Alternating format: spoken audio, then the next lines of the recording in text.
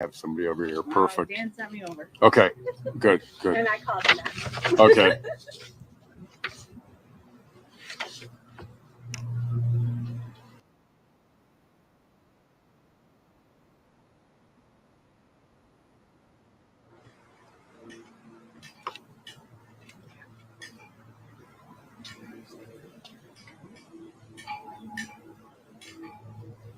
Everybody good from the start? Okay. Yeah, we'll get going. Well, first of all, thank you for coming to spread the word on this incident to the public. It helps to get the word out also. So thank you.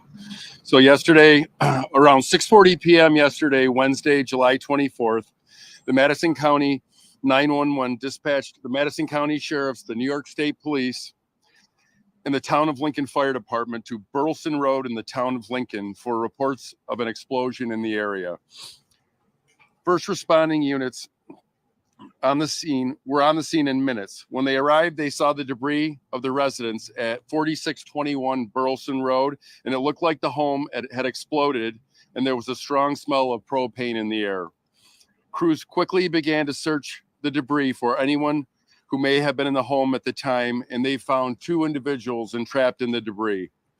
First responders worked tirelessly to free the couple from the debris. Unfortunately, Susan Pinn, 74 years old, was pronounced deceased at the scene. Her husband, Carl Pinn, 78 years old, was airlifted by Mercy Flight to Upstate Hospital, where he is currently in critical condition. At this time, it appears that the explosion was fueled by a propane leak within the residence at 4621 Burleson Road. Fire investigators from the Office of Emergency Management are continuing to attempt to pinpoint the source of the ignition at this time, and I was just up there. They're currently up there right now at the scene. Creek Road and Burleson Roads were closed overnight to preserve the scene of the incident, and both roadways have since been reopened. I want to thank everyone who worked so hard last night, and I'm telling you, these people laid it on the line. It was extremely hot, and they gave it their all. Madison County Sheriff's Office, to all my deputies, New York State Police, Town of Lincoln Fire Department, Greater Lenox Ambulance Service, Madison County Emergency EMS, Madison County Office of Emergency Management, the Minnesota Fire Department, the Wampsville Fire Department, City of Oneida Fire Department, New York State Department of Homeland Security and Emergency Services, Mercy Flight, and County Highway Department, who's up there right now. And then lastly, the Smithfield Fire Department. Like I said, we appreciate it so much. The key to law enforcement and emergency management is always teamwork. This was a great tragedy, but these people showed up in force to resolve the situation and ultimately saved a man's life. Unfortunately, we lost one, but they saved one also. So at this time, I'll open it up to you guys. If I don't have the answer to your question, my staff can come over and give me a hand if you have anything that you'd like to ask.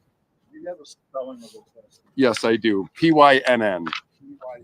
Yep.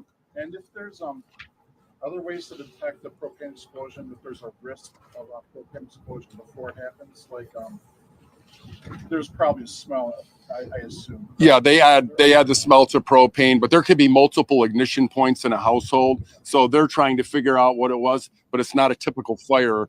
This is an explosion. So, there's different, it's harder to trace the ignition. Yes, sir. Did it appear they had any warning for this happening? It did. Where they were found? It did not. No, it appered it was, they had no warning. Sheriff, what is the investigation process like, even as you said, with how specific the gas is, the ignition could have been from multiple different points. How do they go about pinpointing that? They go in and find out what type of ignition systems were in the house. Was it a hot water tank? Was it simply a well pump, for well water? They have pumps and ignition systems that go on them also. Heating food, any type of heat, a stove, things like that. So there's multiple things that could have caused it. What do you think about the victims? Do you know how long they've lived in that house as part of Madison County? Well, I've lived in that area for almost 30 years now, and they've been there the whole time that I've been up there also. Yeah. Are they friends of yours? Acquaintances, yeah, they lived right down the road, but I heard the explosion when it went off from my house, and it was substantial. I've had people from all different parts of the county say that they heard it when it went off. So it was an explosion, very large. Are you able to, given the acquaintances, are you able to confirm that Carl was a bus driver in Oneida with the school district? I was not aware of that. I was told that he was a fireman for the town of Lincoln earlier, though, but I didn't know that that was his profession. Do you know that volunteers with the Greater Lennox and I do not know. And they're still working on the case right now as they go on. So I'm sure we'll have more as we move down the road and gain more information on the incident.